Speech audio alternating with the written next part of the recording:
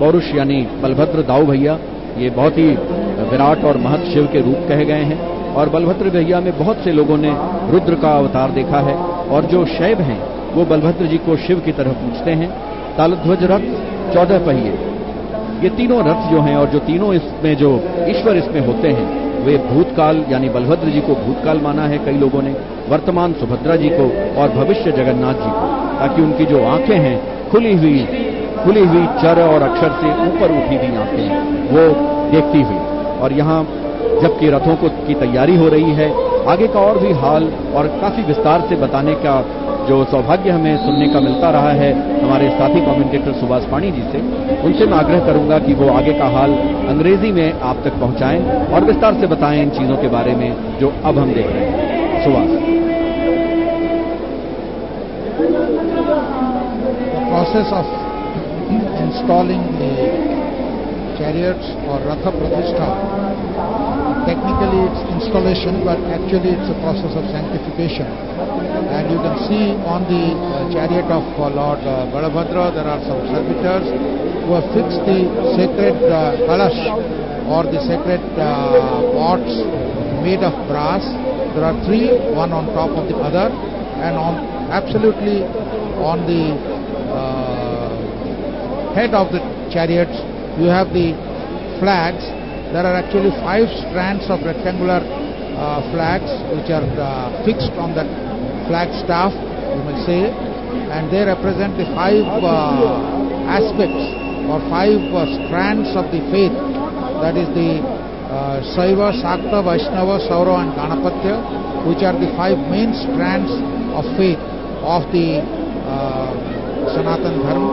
And you can see the decoration on the canopy of the chariots. You can see, as I mentioned earlier, the best of Odishan handicrafts, and below that you see the elaborate floral decorations on all around the canopy and also all around the platform.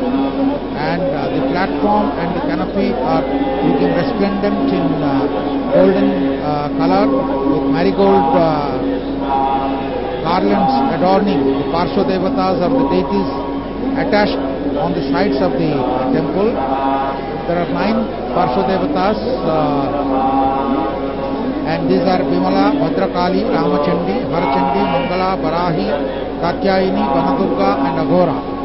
They are the representatives of the mother goddess adorning the sides of this temple chariot, one can say, because these chariots are also constructed in the same style like the temples, and you can see that as the temples have a spire, these chariots also have a spire, and right on top of the canopy you might find, in the temples we call that the beki, literally the neck of the temple. You also have for the chariots the beki and a concept, and they are supported by the inverted parrots made of wood carvings, and they support this the top of the chariot, and on above this beki or ola as the stone you have the 3 kalashas, and on top of that you have the flags. The chariots, as much as the devotees, also eagerly await the arrival of the deities. The deities actually do not stay on the visual platform or the Ratna Singhasan, which is the normal seat inside the temple, but after the Snana Purnima or the festival of bathing, they are taken and they are placed in the area known as the Anasara Pindi. That is the place where they actually suffer ritual convalescence and they are cured by treatment with natural food and some herbs and roots and other natural medicines, Ayurvedic medicines, and the service during this period is carried out by the progenitors of the tribal worshippers, original tribal worshippers known as Daitas, and they are also not offered any cooked food during this period, but they are offered fruits, berries and other uncooked food. At the same time, this is the period during which the deities are given a fresh coat of paint, and their body, like the human body, is needing any repair. That is also completed during this period. All these are carried out according to very elaborate and very detailed rituals which have been followed to the letter from time immemorial. There is a ceremony known as Khalilagi, literally a paste made out of wheat flour, to which are added various condiments and medicinal herbs, and that is a coat of that is painted on the bodies of the deities. And finally there is a regular paint. There are several layers. Even a kind of a fiber, like something like the jute fiber, that is known as pato, that is brought from particular villages, and those are used sort of to provide strength to the outer layer of the deities. And eventually the last ceremony in this process of they are getting cured and getting ready and getting back to a normal life is known as the Netrocha, when the eyes of the deities are painted.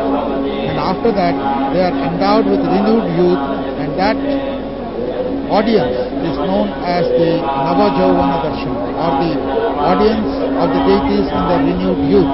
And that is the first audience which the common devotees get of the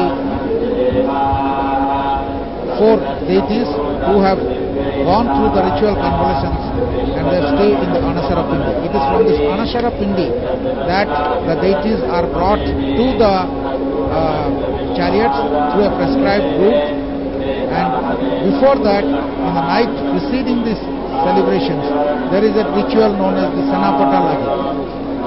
Whenever you travel, you have to have firmly dressed, and you should not have any loose garments because you might trip during the travel. And in order to do that, there is a process known as Sanapata Lagi. A pair of wooden planks are fitted at the back of each deity according to the size of the deities. Balabhadra and Jagannath are quite huge. Subhadra is rather diminutive in size compared to her two brothers. And these two planks are tied to the back of the deities in somewhat a cross kind of a frame. And you can see here actually the Aruna Stambha. Literally, Aruna means literally the morning sun or the early morning sun. It is on top of the Aruna Stambha, which was believed to have been in the temple at Konarak, and it is believed that it is exactly at the same height as the main platform of the temple inside the sanctum sanctorum. It is at a height of 25 feet 2 inches and its perimeter is 6 feet 3 inches. It is made of a single stone made of chloride, and right on top, on the inverted lotus, sits the Aruna, who gets, it is believed, the first audience of the deity every day after the doors of the temple are opened ceremonially.